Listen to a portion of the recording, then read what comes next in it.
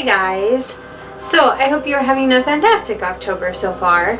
Today I want to talk about something that has literally been in like my computer, my phone, on a Google tab for I want to say only 1 year, but it might be like 2 years now. So, and I'm just now getting to it. I'm going to apologize now for the noise in the background you're probably going to hear, because I literally went to start filming and apparently the maintenance crew decided now's the time for the leaf blowers and the lawnmowers, and because why not? It's great. But anyway, today we're going to be talking about Lake Lanier. I hope to God that's how you say it, because I can't find any way other than that to say it. So Lake Lanier is a reservoir and is officially named Lake Sidney Lanier, and it is in northern Georgia. This reservoir lake is named after Sidney Lanier, who is an American poet, Confederate, flutist, and author. I don't know why it was mentioned that he was a flutist. Maybe he's a famous flutist. I don't know, but yeah, it's not great that he's mentioned as being like a famous Confederate either, but I guess it is Georgia, so. And with everything that happens with this reservoir, it kind of just, it makes sense. So now, this reservoir was completed in 1956, but prior to that, it was a mostly black town called Oscarville.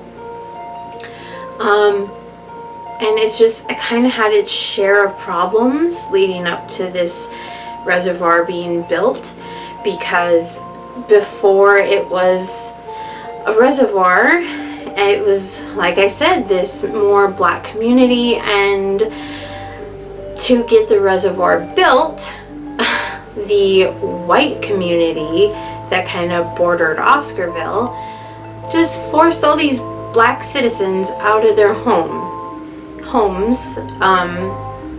The white homes were perfectly safe and fine, but they made sure to get most of the black community kicked out of their homes in order to get this reservoir built. Not great. And in 1912, a white woman named May Crow, I mean, obviously this would have been before they kicked black people out of their homes to get the reservoir built, but in 1912, a white woman named May Crow was raped and then later died of her injuries by 4 black men who were then lynched. Although it was later found out, and the popular belief is that 3 of the men who were lynched were actually innocent, and it was just one of the men who were guilty. So it's just not great juju surrounding this whole reservoir from the start. And I guess I forgot to mention the sheer number of black residents that were displaced from their homes. It was 1,100 black residents that were displaced from their homes just so that this reservoir could be built. So why are we talking about Lake Lanier other than the awful treatment of black citizens? Well, obviously, because people claim it's haunted. And now I have a new bucket list place to go. So there is a story, well, many stories of a little boy who supposedly haunts the lake. Supposedly this little boy drowned in the lake years ago, and many visitors to the lake have seen this little boy who's all alone. They'll see him on the shore or in the water, and he just mysteriously disappears, and then sometimes they'll hear a little boy in the water calling for help, or they'll hear him like from the shore calling for help, and they can't find any little boy. The most famous ghost story of Lanier Lake is the Lady of the Lake, or the Lady in Blue. So this starts in 1958 when two young girls were leaving a dance and they stopped to get gas for the car. And they ended up skipping out on pain, and so they were kind of rushing, speeding across a bridge, and it was a little wet, and they ended up driving off the bridge. Now these two girls were Delia May Parker Young, Delia May Parker Young, and Susie Roberts. So, I mean, they just disappeared. No one knew what happened to them. No one realized that their car skidded off the bridge and went into the lake. They thought the two young girls just disappeared. Until, well, a long time later. But a year later, a fisherman found decomposed remains of a young woman in the water. And they didn't have any way of identifying her at the time. This would have been 1959. So there was no way of figuring that out back then. So she remained a Jane Doe for a long, long time. So 3 decades later, in 1990, I don't know what they were doing in Lake Lanier around the bridge, but they found a 1950s sedan underwater, like at the bottom of the lake. And in the sedan was the remains of Susie Roberts. And by this time they were able to identify her. I mean, obviously with the car and everything. So then that led them to believe that the body they found back in 1959 was Delia Parker Young. So yeah, that would kind of solve that mystery that these two young girls didn't just kind of run away together. They died that night.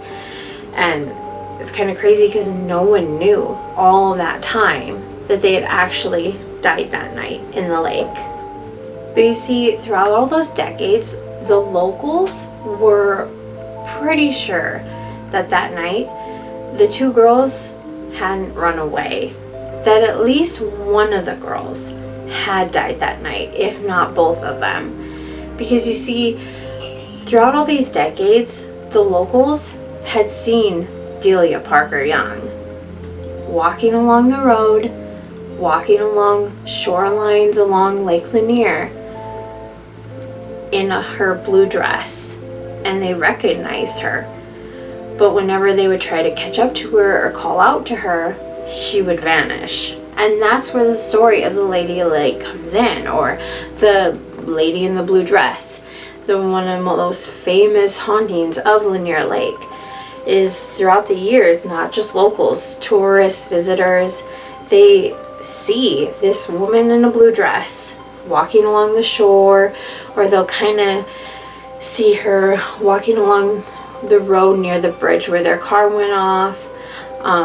Sometimes they'll hear a young woman calling out for help, but whenever they get close to her or try to talk to her, she'll just vanish. And some people even say that sometimes they feel like hands trying to grab them under the water, and that's like her trying to grab them. So one of the craziest thing is that when they flooded the old Oscarville to make the reservoir, they didn't tear down the buildings, the houses, the businesses, all of that. It was also standing. So at the bottom of Lanier Lake is a town, a flooded town full of structures, houses, buildings, even a graveyard that was just left and flooded. And this is really cool to me because it's kind of, it hits home, it's kind of personal, because literally a half an hour from my house is Lake Pactola, which the same thing happened. They built the reservoir. I don't remember when. I don't have as much information about it because I haven't researched it. I've swam there so many times. I love it. It's my favorite place to swim. But the same thing. There was a town there once. But they wanted to build a reservoir there, so they just left the town standing as was, just evacuated it, moved people away, and then they literally flooded it. And it's kind of crazy, as like I'll talk about in a few minutes, but even at Pactola by my house, there's been a lot of deaths. Like, it's kind of crazy. And a lot of people around here don't like to swim at Pactola. Like, they say it's got weird feelings, but I don't get that, but whatever. So it's just kind of crazy when I was researching this and I came across that information. I was like, that's just like by where I live. So yeah, that was just really, really cool. But yeah, people who go to Lake Lanier talk about an overwhelming feeling of eeriness and like seeing, because a lot of people will dive, like scuba dive down to the old ruins of the town, and just seeing like the still standing businesses and houses, and the graveyard. Like, it's just so unbelievably eerie to witness that. And I mean, I believe it, like an underwater town, like it would be so creepy. And since we're in October, it's not on the list for 31 Days of Horror, and I didn't do it for 31 Days of Horror before. I think I watched this on my own time because my favorite podcast, Fright Mike, covered it. And then I wanted to watch it. There's a movie called Deep House, and I highly recommend it. It is so good. I was not expecting it to be as good as it was, because I think it was more kind of like a B horror movie. Like, I don't feel like the budget was super big, but like a lot of thought was put into it. I feel like not only is it like genuinely creepy, but like it's just, there's this aspect of it, like you go into the movie and like it's getting started, but then like they have where they're about to dive and they're like, okay, we have this much oxygen, and that is literally how much of the movie is left. And it's so good, like they keep to that specifically, and it's a really cool detail that, like, it seems really small, but it's just something I really appreciate.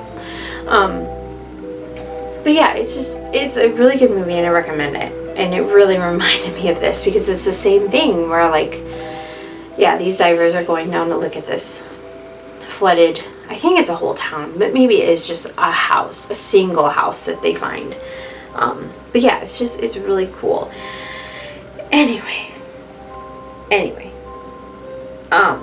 But that does kind of,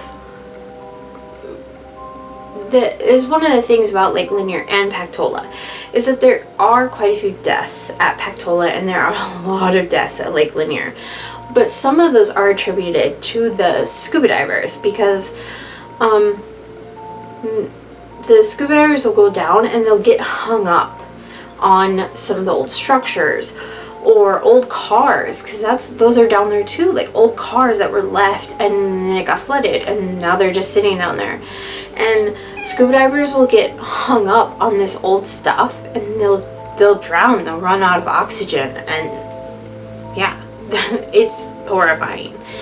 But it happens quite a lot, actually. So since the completion of the reservoir in 1958, there have been over 500 deaths on Lake Lanier.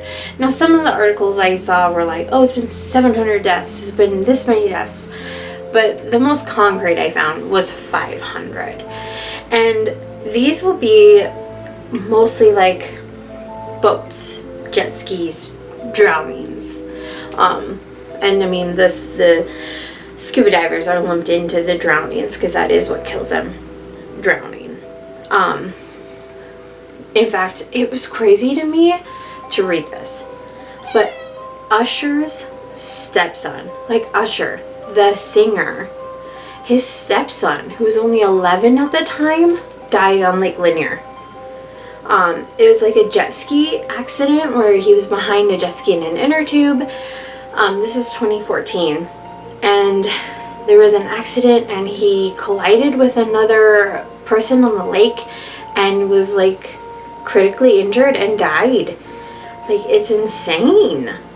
I mean, I don't know, I shouldn't make it more insane just because he was related to a famous person, but yeah, it's just, that's crazy.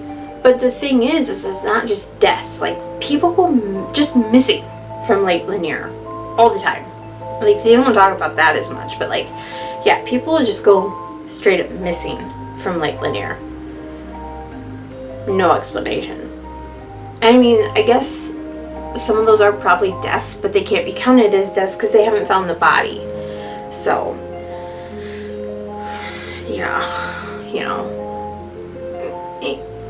But despite all the deaths, the missing, the bad feelings, thousands and thousands of people flock to Lake Lanier every year for vacation and sun and water activities. So, I mean, the bad juju feelings can't be that bad because people just keep going back despite all the death and ghosts and all that. So, yeah. So yeah, what do you guys think? Like, would you go to Lake Lanier? Would you check it out? Would you go looking for the little boy or the lady in blue, the lady of the lake? You guys gotta let me know down below. What do you think? Would you check out Lake Lanier for a vacation spot? I would. I don't really ever want to go to Georgia, but I guess I'd check it out if I was ever given the opportunity. Could be fun. See a ghost. Yeah, I'd do it. I mean, my main goal is West Virginia for the Mothman Festival. Always will be. Someday, I'll get there. But yeah. Alright, I love you guys so much, and I will see you later.